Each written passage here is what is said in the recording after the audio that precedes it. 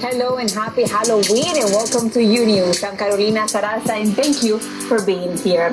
And we begin today in Washington. The House of Representatives has officially formalized the next steps in the impeachment process as Republicans and the president criticize Democrats for the way they have handled the inquiry so far. Meanwhile, another White House official appears before Congress with testimony that is expected to corroborate damaging information against the president.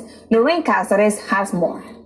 Testified Wednesday that the president demanded a quid pro quo from Ukraine. Meanwhile, two separate hearings today will be important in determining how much evidence Democrats can gather. The first relates to former White House counsel Don McGahn's refusal to testify this spring, citing his testimony could violate executive privilege. The second relates to national security official Charles Kupperman. He wants the judge to decide if he needs to comply with a congressional subpoena to testify or the White House's instructions not to appear. Carolina, back to you.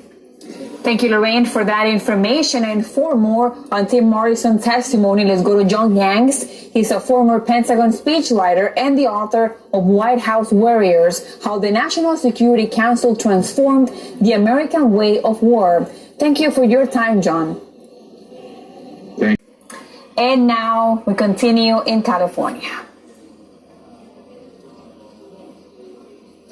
And now to the ongoing emergency wildfire in California. The state once again on edge today as strong Santa Ana winds intensify, generating even more fires. Rafael Rodriguez has more.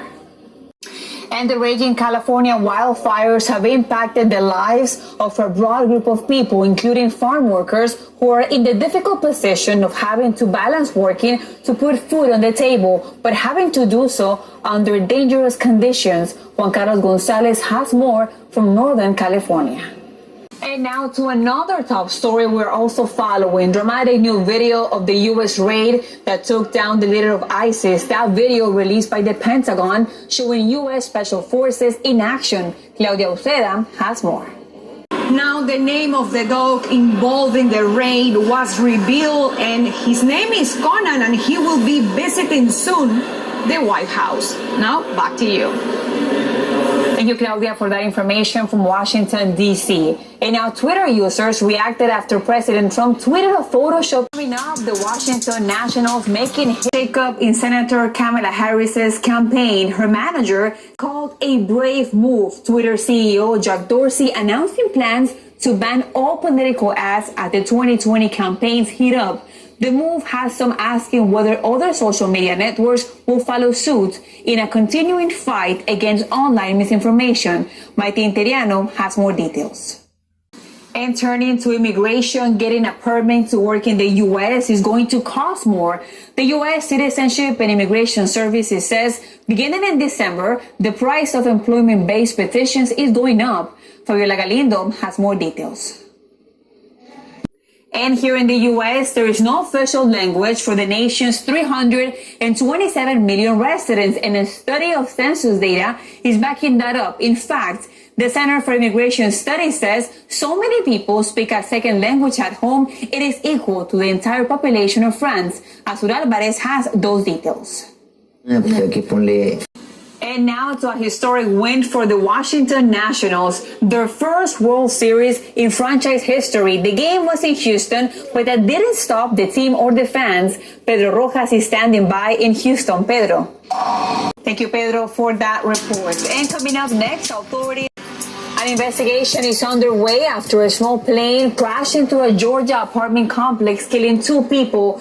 The aircraft went down north of Atlanta to Washington State, where a use of force investigation is underway after officers tased a man and hit him in the back 7 times. It was all caught on video. Andres Echavarria explains what led up to the incident and what police have to say.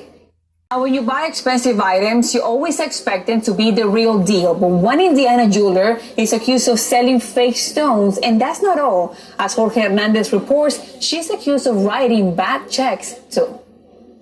Coming up next, a deadly accident to Peru. Nearly 7 million people live in poverty in that country, surviving on $100 a month. But one ballerina is trying to change that. She's teaching for free, trying to give young people a better life. Maria Luisa Martinez has the story. Carmen Silva dreams that through a dancing scholarship they can access higher education and see the world. In Lima, Peru, Maria Luisa Martinez, Unews.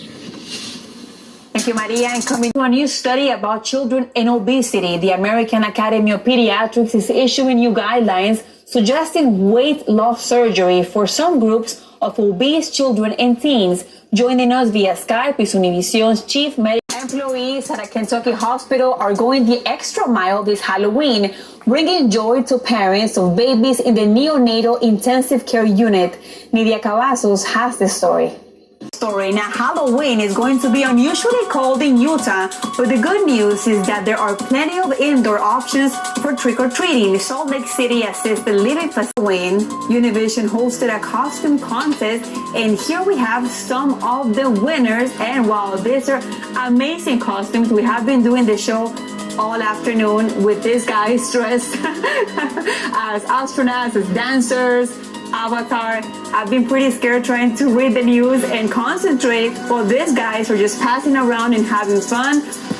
And the winner was the Avatar. He's one of the floor managers here at Univision.